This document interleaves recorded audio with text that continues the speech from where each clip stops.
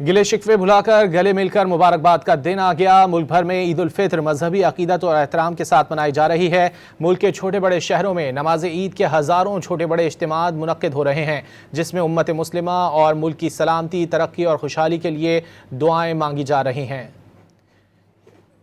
गिले शिकवे भुलाकर गले मिलकर मुबारकबाद का दिन आ गया। मुल्क भर में ईद उल फित्र मजहबी अकीदत और एहतराम के साथ मनाई जा रही है।